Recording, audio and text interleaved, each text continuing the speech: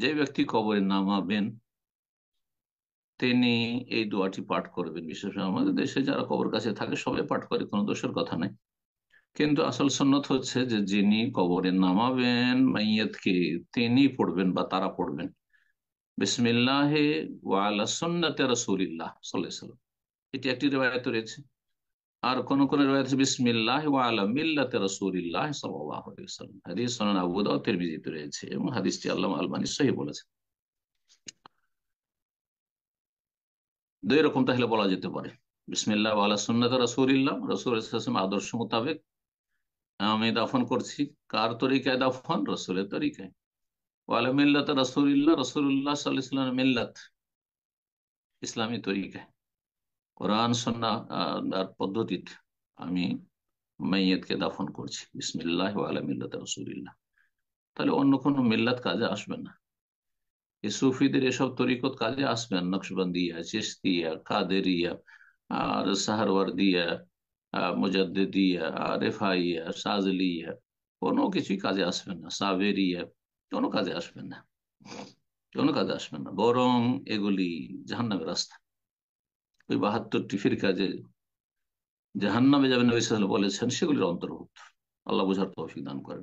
একমাত্র একটি জামাত হচ্ছে জান্নাতি, যারা আলা মিল্লাত রাসূলিল্লাহ, রাসূলুল্লাহ সাল্লাল্লাহু আলাইহি ওয়াসাল্লামের তরিকায় জীবন যাপন করেছে, আর রাসূলুল্লাহ সাল্লাল্লাহু আলাইহি ওয়াসাল্লামের তরিকায় তাদের মৃত্যু হয়েছে। জি, এই জন্য এই কথা বলেই দাফন করতে হবে বিসমিল্লাহ ওয়া আলা মিল্লাতি রাসূলিল্লাহ, বিসমিল্লাহ ওয়া আলা সুন্নাতি রাসূলিল্লাহ সাল্লাল্লাহু আলাইহি ওয়াসাল্লাম। তারপরে বলছেন যে মাইয়াতকে লাহাতে রাখবে ডান দিকে কাত করে, মুস্তাকবিল আল কিবলামুখী করে। এখানে আমাদের দেশের মানুষরা ভুল করে অধিকাংশ, এমনকি আহলে হাদিসরাও ভুল করে। সেটা হচ্ছে শুধু মুখটাকে ঘুরিয়ে দেয় কিবলার দিকে, ডান দিকে মুখটাকে ঘুরিয়ে দিল, এইভাবে ঘুরিয়ে দিল, ধরেন শুধু মুখমণ্ডলটা ঘুরিয়ে দিল না, এটা যথেষ্ট নয়। গোটা শরীরটা কিবলামুখী করতে হবে। কিবলামুখী মানে কি বলা হয়? কিবলামুখী মানে শুধু মুখমণ্ডল। আপনি সলাতে দাঁড়িয়েছেন, অন্যদিকে আপনার গোটা বডি রয়েছে, শরীর রয়েছে, আর শুধু মুখমণ্ডলটা এতটুকু কিবলার দিয়ে ঘুরিয়ে দিয়েছেন, এভাবে সলাৎ জায়েজ হবে? মোটেই জায়েজ নয়। তাহলে এটি ভুল কাজ হচ্ছে। যারা গোটা শরীরকে কিবলার দিকে ঘোরাচ্ছেন না, শুধু মুখমণ্ডলকে কিবলামুখী করে দিচ্ছেন আর চিৎ করে শুইয়ে রাখছেন মাইয়াতকে, এটা ঠিক নয়, সংশোধনের প্রয়োজন রয়েছে। বলছেন যে কবরে কিবলামুখী করে ডান দিয়ে কাত করে রেখে দিয়ে সুম্মায়ান সে বললাবনা আলিহ নাসবান, তারপর তারও পাটাতন দেবে। পাটাতন, যে দেশে যে এমনটা হয়, আমাদের দেশে বাঁশের পাটাতন ব্যবহার করা হয়, কারণ বাঁশের দেশ আমরা। কিন্তু আরব দেশে তো আর বাঁশ নেই।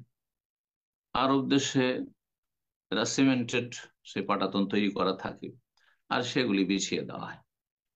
এখন এই যে সিমেন্টের পাটাতন রয়েছে, তাহলে একটাকে আরেকটার সাথে জয়েন করতে হবে, নাহলে সেটাতে ধুলো মাটি পড়তে থাকবে। হ্যাঁ, জয়েন্টের দিয়ে যে দুটো পাটাতনের মাঝখানে যে ছিদ্র রয়েছে সেখান দিয়ে।